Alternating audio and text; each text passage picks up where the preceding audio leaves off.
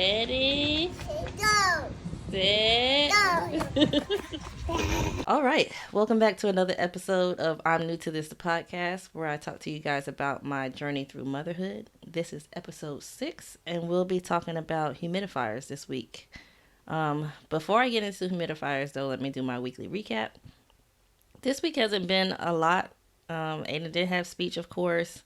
Still working on receptive language. I've been trying to do little things around the house that will help with that more. Basically, just like whenever I need to go get something that's his or take something that's his, I've been making him do it. And if he's looking like lost or something, I'll take him with me to go do it. So like going to get his coat, I'll let him hold my hand. We'll go back there. I'll tell him which coat to grab. He'll grab the coat and then we'll put it on. Next step from that will be actually like learning how to put his coat on. But right now, that's what we've been working on. Trying to get ready for potty training. That has got me stumped. I think with everything else, like trying to teach him to do stuff, I always kind of come up with a plan or I have an idea in my head of how to do it. But this potty training thing, I'm just like, how do I don't know, for some reason I feel like it's going to be hard. And so I'm trying to figure out like what's going to be the easiest way for me and Darrell to do it together. What's going to be like the easier tactic. That's why I've been trying to like jumble through in my head this week. Just figuring out, like, I know I want to start with like watching potty videos, but do I want to do like the naked method that I've been reading about where you just kind of let them run around? We tried draws and he peed in them and he ain't feel no type of way about it. We tried the training underwear. So I guess, next we'll try like send him on the toilet after he has a drink or something. But I don't know. If you guys have any tips for me, what tactics did you use to potty train your kids, girl or boy? Just let me know because I'm a little stumped on this one. I don't want to go get any books to read, but I will do that. I'll get some audio books and read and listen to them. There is a guy on social media that's like bragging about training his kids in like 3 days, so I might see what he did. But other than that, I'm not sure. Like I said, my first steps are going to be to watch some potty training videos, some fun ones with some songs in them, because that'll keep his interest. And then we're going to start putting him on the toilet after he drinks something. So wish us luck. Outside of that, like I said, this week has been real easy. We found out that Ada's daycare is like moving to another location. I don't want to say that I'm not bummed about it because, the location he's in is fine. I like it, but my only concern with it was if his teachers were going to go with him, and they are. So that's like the only thing that really would affect us. Other than that, money doesn't affect us because I get a discount, and so the rate that I have is the rate that I'm always going to have. The location is closer to my job, so that's actually a plus for me. But when we were on the call, I could see how like stuff would affect other parents, especially if they have more than one kid in daycare or they stay on the other side of daycare and like coming to this new daycare is going to be further, stuff like that. So wishing luck to all the parents that have to like try to find a different daycare for their kids or stuff like that. I'm not going to say it's inconvenience because the move is like beneficial for the company and stuff like that, but stuff like this is it's a little bit of a hiccup for some and not much of a hiccup for others. So but that was this week, really. We didn't do anything outside of that. I posted a video last weekend. Me and Aiden went outside. There's a tennis court out here that we went to. And I just took his bike and I took a little ball out there. And I was sitting there and I was like, dang, I wish I had more stuff to do with him out here. Because the weather has been nice. It really hasn't gotten super cold here. I think for like a week it was cold and that was it. But I think the weather is just going to kind of stay where it is. And so I would like to take him to the tennis court on the weekends. That way he can get some energy out. He's just not in the house for, 2 days straight, 3 days straight before he goes back to school. So, yeah, I had posted a video about trying to get more activities for him. Stuff that's cheap. Maybe stuff that I can like make. Or, that way I'm not spending a whole bunch of money on random things. But I did get him some sidewalk chalk. And I got him a bubble gun from the dollar store. So we'll see how long that lasts. But I was just trying to figure out little things to do because the play place that we have out here is too big for him. And so I don't want to take him over there. And then at our other apartment complex, we used to just go outside and I would let him walk and run around the parking lot because there wasn't that much traffic out here. There's a lot of car traffic and people are not driving slow out here. So I am not even trying to have that anxiety with him in the parking lot. So, yeah, just trying to figure out little things that we can do on the tennis court. A lot of people were saying play tennis, and I'm like, tennis rackets are not cheap, for one. Tennis rackets for a 2-year-old might be, I'm sure it's cheaper, but, you know, I'm not a tennis player. I can see just hitting the ball back and forth, but a 2-year-old that hasn't like played any sports, the idea that he's going to be able to do that and want to do that for a couple hours outside, you know, eventually we'll start getting him into sports. There's a sports program at his school that I want to get him into. But yeah, I'm just looking for ideas, little cheap ideas that we can do outside. I'm also going to fall down a rabbit hole of little ideas that I can make in the house of activities he can do and stuff like that, just to kind of keep him on his toes. Right now, he just watches a lot of educational videos on YouTube. He watches a lot of little Einsteins. I'm not really, I don't really not like him watching TV, but I also want to do more things with him. So that was last week. I was supposed to go see my grandmother this weekend, but apparently the home she's in has COVID, so we can't go. So we'll go see her next week sometime. And that's it. I keep saying that's it, and this time for real, that's it. So let's get into humidifiers. If you're like me, you're trying to figure out when you think of humidifiers, you put it in the house for when your kid is sick or when you're sick, and it helps kind of like the steam from a shower or whatever. If you're an 80s baby, 90s baby, most likely you're thinking about the vaporizers that your parents would put like the Vicks rub in the top and warm steam would come out and the room is all warm and Vixy. There's a lot more humidifiers on the market now than it was back then, and then that do that. So I wanted to just talk about humidifiers because we have 3 in house. The first one I got from the baby shower, I think, and that one was warm mist. Then for some reason, I can't remember if I was sick or if Aiden was sick. I think it was his doctor that told me to get a cool steam humidifier. And so I bought that one. And then my aunt recently sent us a vaporizer, the Vicks vaporizer, which I actually think is cool mist. But you can put you can put the Vicks liquid in it, or you can put the Vicks vapor stuff in the top.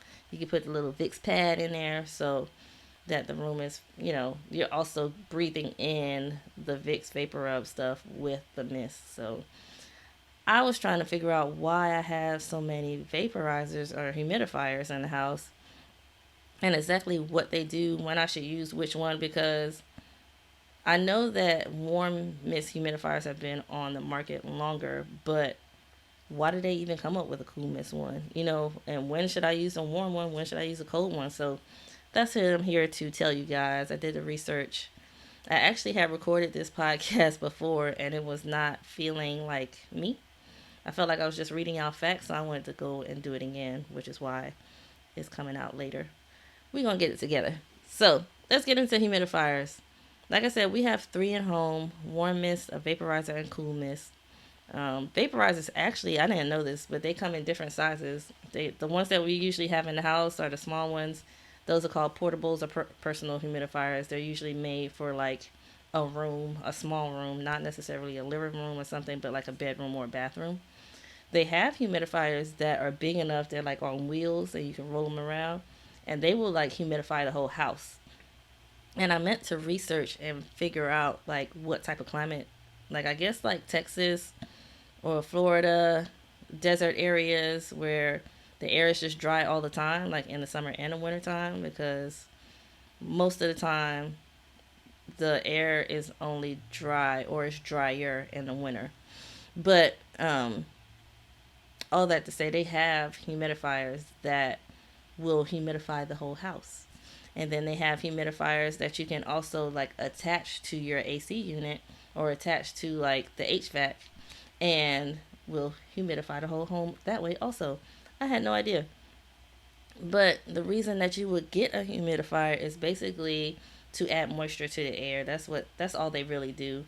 And so the reason why you use humidifiers when you're sick is because your nasal, throat, and lung passages may be dry from like coughing or just being sick. So you use a humidifier to moisturize the air, and that way it moisturizes those passages for you, and it makes it easier for you to get over your cold or flu.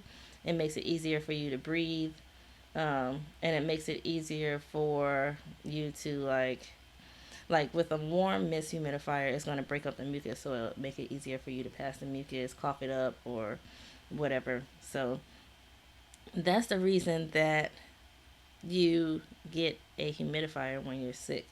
It's basically just to keep you all moisturized in there and help make the air pass, because that's what makes you cough.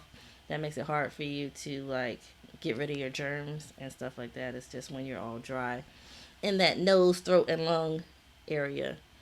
So, when to use them? Most of the time, you want to use a humidifier when you have a cold or flu, sinus infection, headache, bloody nose, dry skin, all that type of stuff. Humidifiers will help with that because, like I said, it moisturizes the air. It'll moisturize your skin. It'll help moisturize your nasal passage and all that stuff. It'll keep you feeling good or feeling better, and it'll help you knock down a cold. Overuse though with a humidifier can cause mold, mildew, and bacteria, and it can also cause respiratory issues. So like if you, they have humidifiers now that you can set a timer, and then they also have humidifiers where like when all the water is out, it'll just cut off. And so they usually tell you to keep humidifiers in an open space, not to keep it real close to the wall, not to keep it real close to windows and all that stuff, because the water will accumulate on the wall, on the window, and cause mold or mildew. And getting that in the air can be terrible for, your lungs. And then also, they tell you to clean your humidifiers like after every use, or like after you use it and put it away, make sure you clean it before you use it again, because the water will sit in there and mold and mildew will grow in your humidifier. And so basically all you want to do is get you some white vinegar. You know how to clean mold and mildew. Get you some white vinegar, pour it in there, let it sit for 20-30 minutes, and then get you a sponge and just clean all the mold and mildew out of there before you use it again. That way you're not turning on your humidifier and pushing steam out, but also pushing all that bacteria out into the air, because it'll just keep you sick and make you sicker. The real reason why I wanted to do this podcast is because initially I was trying to figure out why a warm humidifier versus a cold humidifier, and since I have both, like when should I use which one? Because I think last time Aiden was sick, I was like, well, pull out a humidifier, I don't know which one to grab. And I was like, that's terrible. Like, I should know which one to use. Even though now they make dual humidifiers where it'll either push out cool or hot, whatever ones you want. Very high tech. Not the type of humidifiers that I have, but like I didn't even know they made stuff like that. Like, and the crazy thing, another reason why I want to do this podcast is because a lot of this stuff you don't know until you need it. Like if we was to move to Texas or Phoenix or something like that, we would probably need a big humidifier for the house, because I have asthma, so it would help with that. And then with Aiden being in daycare, both of us stay sick all the time, so we need the extra moisturizing in the air. Um, so I was just thinking about things like that, and then I had no idea that you can like literally attach it to your HVAC and have the whole house moisturized more. With that though, it's just a matter of making sure that it's not over moisturized, like I said, and that you keep it between 30 and 50% humidity in the house. So, but that you can track that with like a fancy, um, what's it called, the AC dial. Those will tell you exactly like how much humidity is in the house and stuff like that. So let's get into warm versus cold humidifiers. So warm humidifiers, they have a heating coil in them that heats up the water and pushes the mist out, the warm mist out, and then that gives you warm mist in the room. If if you have one that's like a vaporizer or one that you can put like the home essentials fragrances in, we use like the lavender, tea tree oil, eucalyptus because that helps with cold. Sometimes we'll use a lemon scent, um, but that'll it'll make your room warm, cozy, and you also have the smells in there. Especially if you're sick, you can use a smell that'll help with like congestion and stuff like that. So the only thing about the warm humidifiers though is that the mist is warm, so it'll make your room warmer, which is not ideal for the summertime. In the wintertime, yes. In the summertime, I don't think you want anything making your room warmer unless you just keep your house super cold. And even then, you have it cold for a reason. The warmest humidifiers tend to be less expensive because they've been on the market longer. Um, they also can cause nasal passages to swell, which is a con for them because if you are having like sinus issues or anything like that, and it's not because of like a buildup of mucus, then your sinuses are already swollen. You don't want to use a warm mist humidifier. Um, Other things about the warm mist humidifiers is that they are also dangerous. They don't recommend you having them for children because of the heating coil and because the water gets so hot that if they make a mistake and knock it over, if you don't have it like up on a shelf or something like that where the kids can't get to it, they can knock it over and burn themselves. So that was like a big concern when I was doing research with the warm mist humidifiers is that concern of a child knocking it over and burning themselves and getting severely injured by that. But other than that, being the main concern, another concern is just the raising the temperature in the room. But they're less expensive and they're better for when you have like a mucus buildup because the warm steam will get in there, break up the loosen up the mucus and make it easier for you to blow or cough it up and stuff like that while moisturizing your nose, throat, and lung passages. So if I think once I finish with the cold mist, it'll really just be based on who you're using it for, how much you want to spend, and what your issue is. I would recommend just getting a dual humidifier if I knew that those were a thing before I bought the second one. I would have just gotten a dual one. And at some point, we might just wind up getting a dual one. That way, we have maybe a dual one for Aiden's room since he stays sick so much, and then just keep the other ones in our room or whatever. I don't know. But yeah, that's what the warm mist humidifiers are for. As far as cold mist humidifiers, those are fine year round.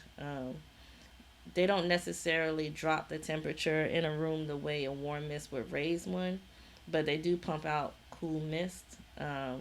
They're safer because they're not heating up the water, and so if it spills or anything like that, the most you have is a wet child, a wet floor, or whatever it spills on, and you just kind of clean it up. The downside to a cold mist humidifier is they say that they're louder than the warm mist humidifier, so you might hear like a little buzz. You might hear the little fan just kind of like getting the water going so it can push out the mist. They're also not ideal in the wintertime because it's just cold, but they are the most common on the market right now. So most likely, if you're looking for humidifiers, if you're not looking specifically to see if they're warm mist or cold mist, then it's probably going to be a cool mist humidifier. Cool mist humidifiers are also the better choice when you have like swollen nasal passages. So, like when you have like a sinus infection or you just have pressure in the sinus area, whatever is swollen there, if you have like swollen tonsils and stuff like that, it's better to do the cool mist humidifiers. That's the research I've seen. I know that a lot of the times when we're feeling like pressure and stuff like that, we go and do like steam, like a steam room, or we do like steam coming out of a pot, or we take like a hot shower for steam. But they're saying that when your nasal passages are swollen already, you don't want to use warm. You want to use cold. Um, and let the warm humidifiers are mostly for like stuffy noses or a lot of congestion in the chest and stuff like that. So that was interesting for me to read because, like I said, when I'm like feeling like a lot of sinus pressure and stuff, I'm like, let me go take me a hot shower and breathe in some steam or whatever. But I'm trying to think of a time where I've had like sinus pressure and not had mucus, and if it worked or not. I didn't even pay no attention. I probably just did it. So ideally, the difference between, like I said, warm mist humidifiers and cool mist humidifiers is basically what you're going to use it for, how much money you want to use, how much money you want to spend, um, and where you're using it at. So, if you get a personal one, it'll be fine for all, your small rooms, bedrooms, bathrooms. Um, but if you're in the living room, you might want to get a bigger one. And they do have personal ones that come in different sizes. They come in the small ones. And I'll post the humidifiers that I have here. I have the Vapor Rub one. That's the one that we just got, the one that's made by Vicks. And then we have two other ones. One that has like a tank that you can actually see the water tank. You pull the water tank off, fill it up, plug it back in, hit the button. And both of them actually cut off once the water is gone, which is good. You don't want anything just continue to run after all the water is out of it. So, yeah, that's really all the information I have on humidifiers. If you have any questions, let me know. I might have just skipped over including that information in my research, or if I don't know it, I'll do the research and let you know. But this isn't that long of a podcast. I just wanted to get in there because I was confused about humidifiers, and then I knew that we had them all here, so I needed to know exactly when to use what humidifier. I think it's kind of, well, I would say common knowledge to not use a warm mist humidifier in the summertime, but if that's all you have, that's what you're going to use. So, um, yeah, that's really it. Like I said, one more time to go down the reasons for using warm versus cold. Basically, warm mist humidifiers you want to use when you have mucus buildup, so it can get in there and break up the mucus.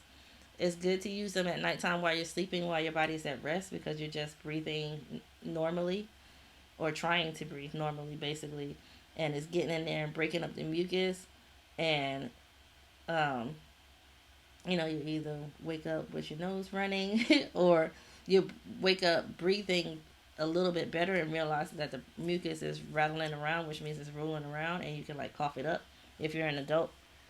With children, what usually happens is they cough it up, they swallow it, and then it comes out, in their diaper.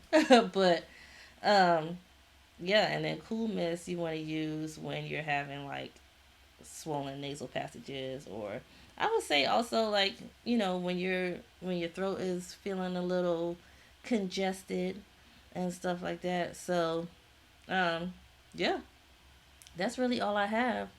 I am looking forward to this next week because I'm actually going to be able to start doing interviews. I'm going to interview a couple of the therapists at Aiden Speech Therapy Place at Cole Pediatrics here in Cary. I'm going to interview his therapist, his speech therapist. There's a girl there named Mia that does occupational therapy, and then the lady that owns the place, she actually does feeding therapy, something that I had never thought about. And like I said, a lot of this stuff I wouldn't know anything about if Aiden didn't have to go through it. Um, so I'm going to interview them. I'm also going to interview Morgan. She's a feeding therapist, about being a mom.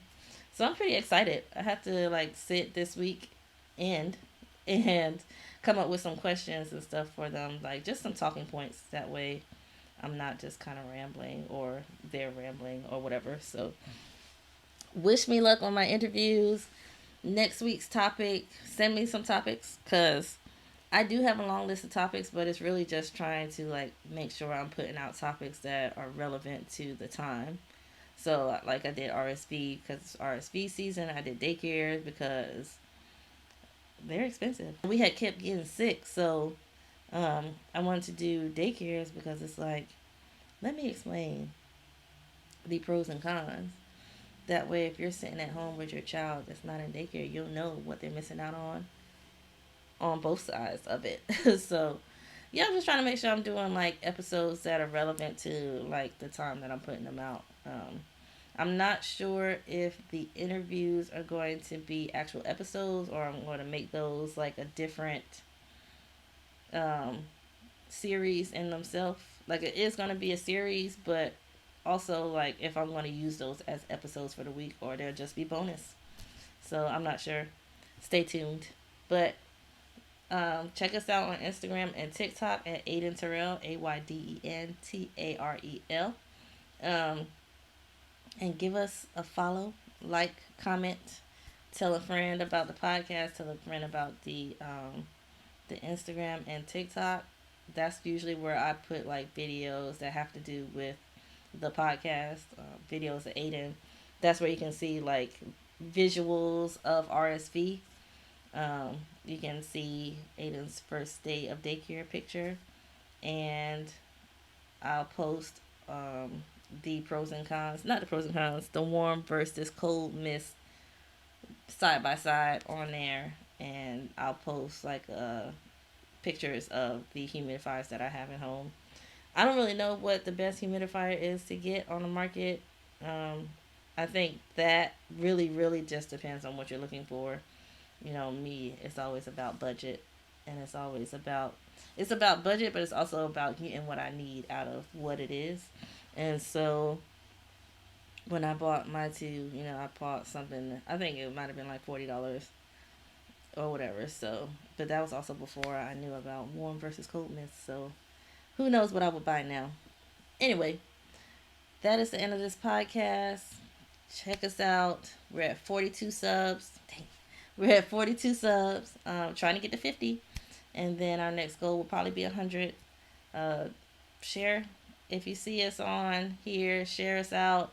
Tell a friend. It doesn't have to be a parent. A lot of people, we're looking. Like, I used to look for information or ask my friends a whole bunch of questions about, like, parenting and stuff before I was even ready to have a child or before I had a kid. So, just let people know if it's interesting to you, throw in a conversation. But other than that, subscribe if you're here and you haven't subscribed to the channel. Subscribe to the channel, like a video, post a comment, send us some topics. You can send it to our DMs or send it to he's mine, I'm a mom at gmail.com. Questions, comments, concerns, we take it all. Advice, because I'm not doing it all right, but it's working. So, if I don't know, how can I change? So, but yeah, until next week, you guys, thanks for tuning in.